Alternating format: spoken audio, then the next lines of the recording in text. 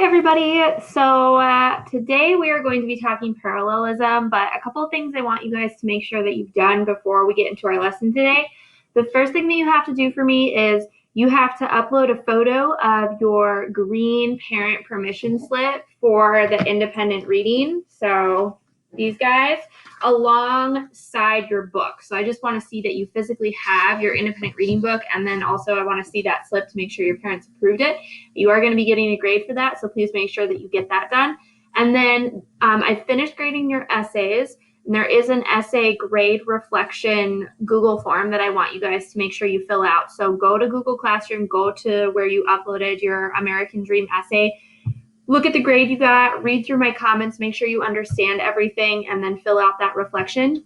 If you have questions on your specific essay, feel free to jump on the office hours that I have that I'll post the Zoom link for today from 2 to 3. Okay, so I will be on Zoom from 2 to 3 if you want to get some FaceTime with me or have any questions or anything like that.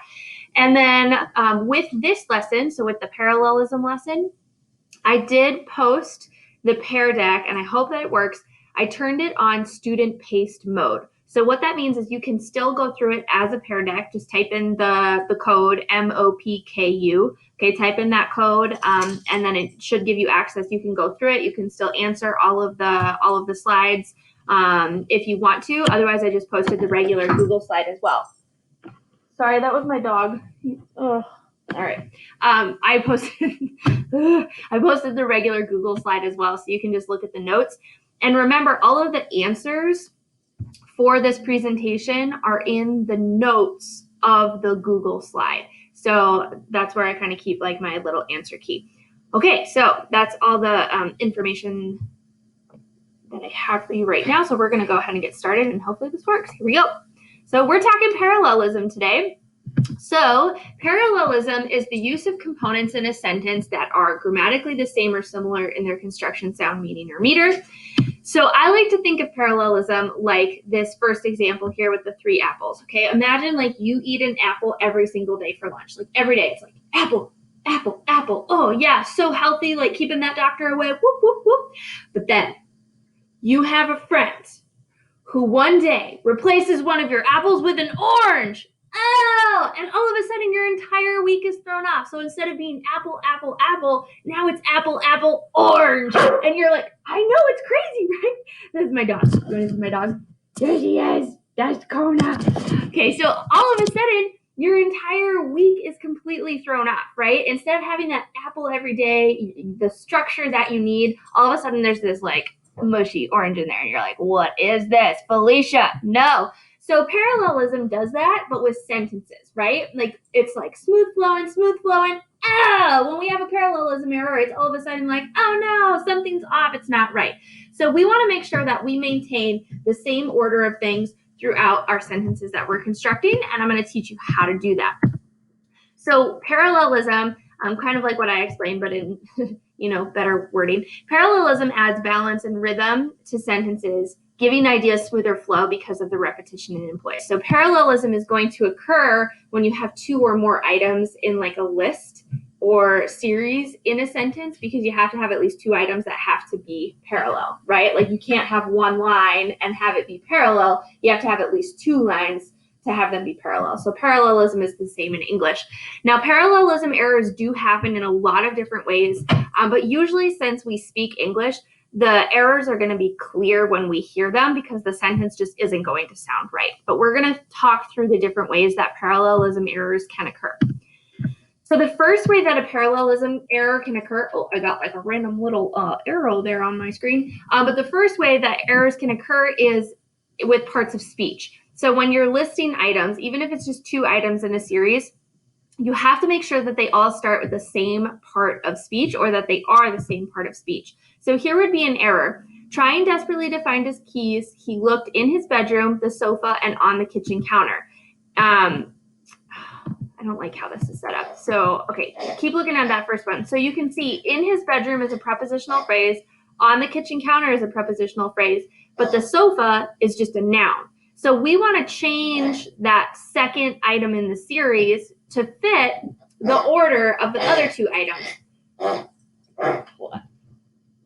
My dog just got this new toy and it makes the most obnoxious sound. I'm sorry, honey. I'm trying to teach you. Gotta be quiet.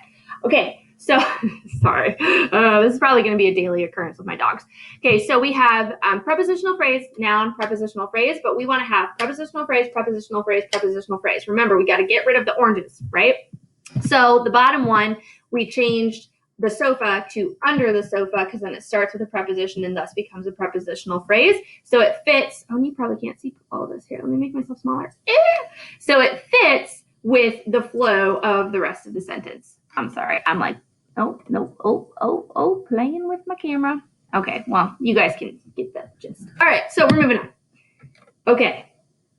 So that's the one that we want. Okay, now the second way that you guys can have parallelism errors are if you have multiple verbals in a sentence, you want to make sure that they're all the same. So for example, here would be an error. Olympic athletes usually like practicing, competing, and to eat ice cream sandwiches. So our first two in that sentence are gerunds, right? Practicing and competing would be gerunds, but then to eat is an infinitive. So we just want to make sure that we maintain that apple, apple, apple structure. So we've got to change to eat to eating, which is a gerund. Okay, so we want to make sure that we maintain that apple, apple, apple form. Get rid of those oranges. All right, you can also have errors in tense. So if you use multiple verbs in a sentence, just make sure they're all the same tense in order to maintain parallel structure. So here would be an example of an error. Shane ate the pizza, wiped his lips, and burping with contentment. Okay, the first two are in past tense, and then that third item in the series of the error sentence is a present participle. So we want to make sure that they're all past tense. Again, get rid of that orange. So the corrected sentence is there below. We changed burping to burped, which also matches the past tense of ate and wiped. Okay, it's pretty straightforward, and you guys can probably hear in the error sentences that they just don't sound quite right because they're missing that nice flow. Okay, then we can have errors in number. So when we're listing items in a sentence, all the items need to be either singular or plural. You don't want to have a combination of singular and plural items. Just make it consistent. So for example, this would be an error. Public transit such as buses or a train can help reduce air pollution. Now, I think this one is one of the more less obvious ones, but see, we have a plural buses and then a singular train. So we just want to make sure that if one item in a series is singular, the other one is, or if one is plural, the other is plural. So you can see that corrected sentence there. We just changed a train to trains, and now they both match, right? They're both plural, and it just helps the sentence flow a little more smoothly. Okay, you can also have errors in subject matter, and I feel like these ones are pretty common as well, so just kind of be aware of them. You want to make sure that your sentence makes sense based on the subject that it's talking about. So here would be an example of an error. He decided to cover the gown in sequins and have a steak for dinner. But those two items, covering a gown in sequins and then having a steak for dinner, they don't really relate. So you're kind of like, what? I thought we were talking about gowns. How does this steak make sense in this sentence? So you could change it. This is one example of how you could change it. You could just say, as a reward, he decided to have a steak for dinner. Okay, so he decided to cover the gown in sequins and as a reward, have a steak for dinner. That would be one easy way that you could change the sentence. And then it's like, oh, okay, that makes sense because he finished his project, then he's rewarding himself with a steak. So you just want to make sure that the sentence makes sense. Okay, so here would be some practices that I would go through. And again, I've got the student pays mode turned on, so you guys can go through these practices if you want. You can pause my video. I am going to talk you through the answers, so I'll do that right now. Okay, so the question says, rewrite the following sentence and fix the italicized part to make the sentence parallel. Okay, so I already give you the parallelism error. You just have to fix it and make it right.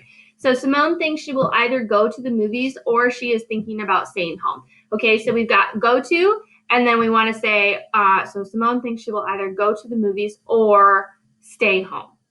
We want to get rid of the she is thinking part because that just doesn't work with the flow of the sentence. Here's another one. Jogging and taking a walk are both great for aerobic exercise. So jogging is a gerund. We want to make sure that our second item is a gerund, so you would just change that to walking. Jogging and walking are both great for aerobic exercise. Greek fraternities, uninterested instructors, and students that are rowdy are the things I hate about university life. So those first two items, Greek fraternities and uninterested instructors, you have an adjective followed by a noun. So we want to make sure that our third item is also an adjective followed by a noun. So we would say rowdy students, right? Adjective followed by a noun. Okay, now this one you have to underline the parallelism error in the sentence. So again, if you just read it, you can probably hear it. My aunt is selfish, impatient, and she is not a kind person.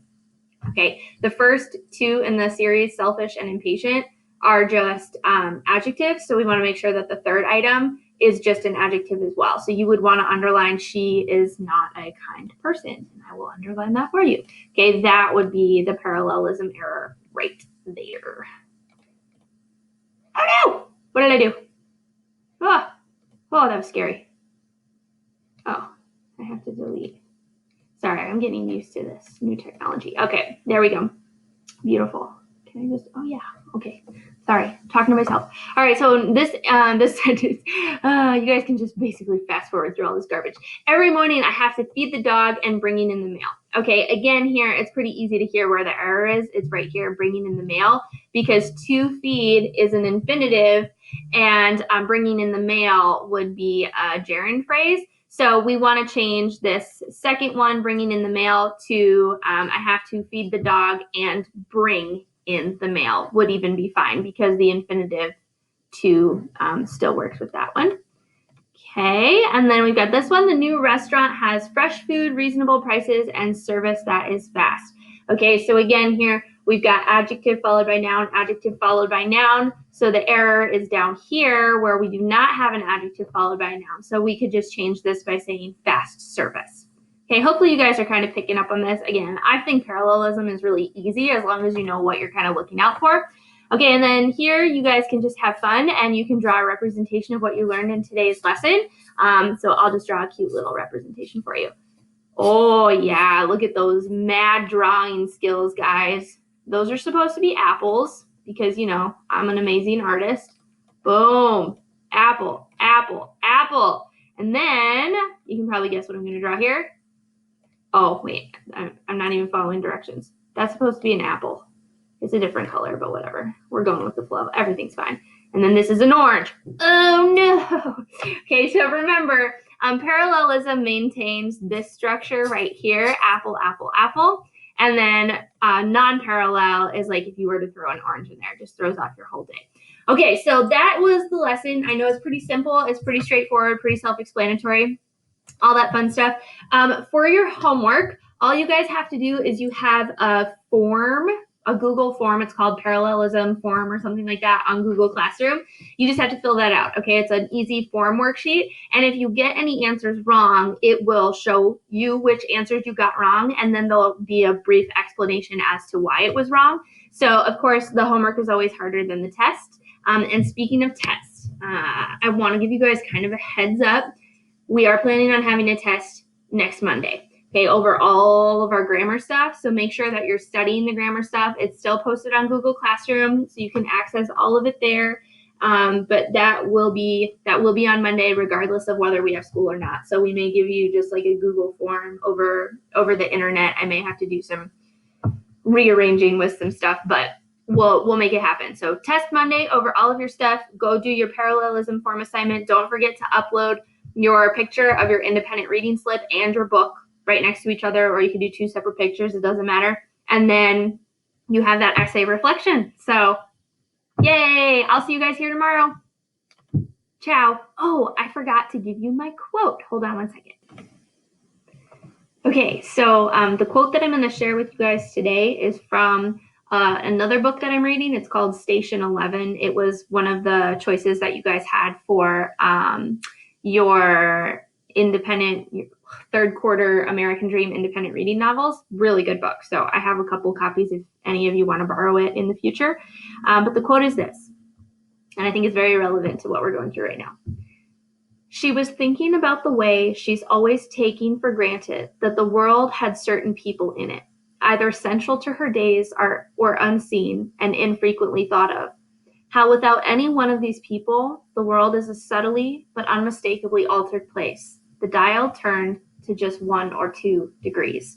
And I thought that was interesting because we are living in a very altered world right now. And so I'm sure a lot of you can kind of relate to that. And these people that, we're so used to seeing every day, each other, and now we're not. And it really does alter our world and kind of turn the dial just a little bit. So I hope you guys are continuing to find positivity in your day. Remember, always take a little bit of time to do something that you love and that really brings you alive. And make sure that you're getting outside. You got to get sun. You got to get some of that vitamin D. It's so sunny outside right now. And I'm going to, even though it's freezing, I'm going to go take my dog on a walk today. So I hope you guys find some time outside, find something you love, and don't forget to reach out to people because we are all here to help you and we love you and we miss you. And that's all. Go do your homework.